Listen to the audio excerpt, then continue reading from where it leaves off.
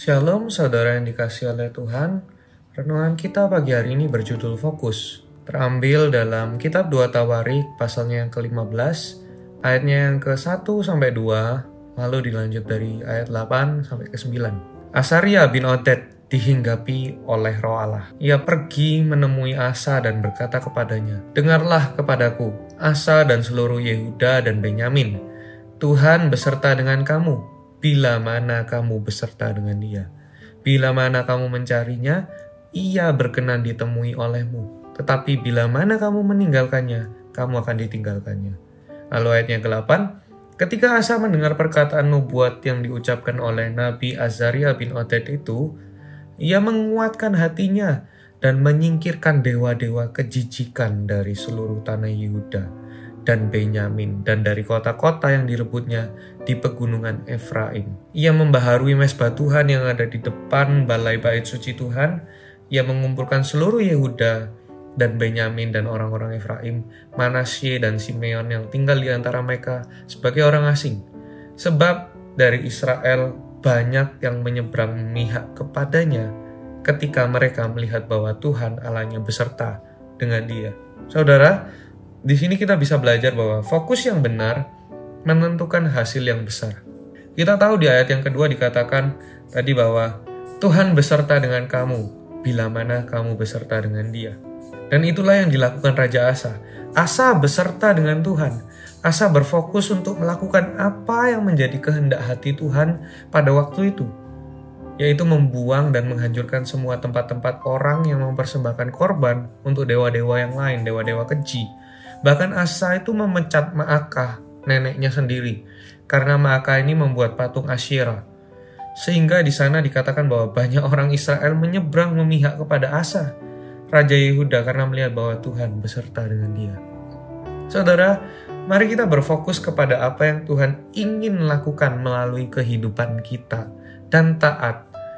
Maka kita akan mendapatkan hal-hal yang luar biasa yang di luar pemikiran kita. Jika kita baca tentang Raja Asa ini, kerajaan Israel ini sedang terpecah saat itu, sehingga di sisi Raja Yehuda itu sedikit pengikutnya, karena perkataan yang sempat dilontarkan oleh Raja Rehabeam. Sehingga banyak penduduk itu lebih mendukung Yerobeam dan pergi meninggalkan Rehabeam, yaitu Raja Israel. Tapi ketika mulai dari Abia, yaitu ayah dari Raja Asa ini memimpin bangsa tersebut, Abia itu takut akan Allah sehingga Tuhan juga beserta dengan dia, di mana ketika berperang, Raja Abia ini sudah mulai sering menang. Dan kemudian Asa, di mana Asa juga berserta dengan Tuhan.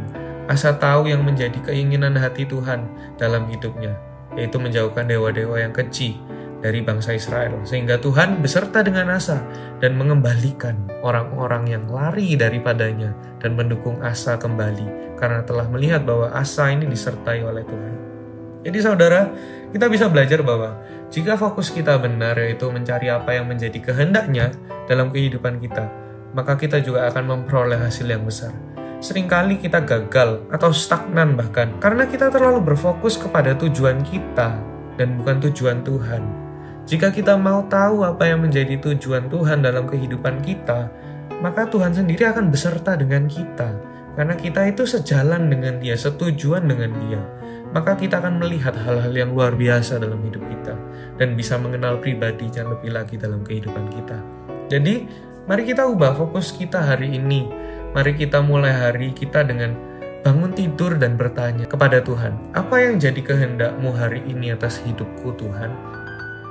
Bukan malah justru berkata, Tuhan, aku mau A, B, C, D, E, F, G, sertai aku ya. Bukan kita memaksa Tuhan menyertai kita, tapi harusnya kita yang tanya kepada Tuhan, apa yang jadi tujuanmu hari ini, aku akan beserta denganmu Tuhan.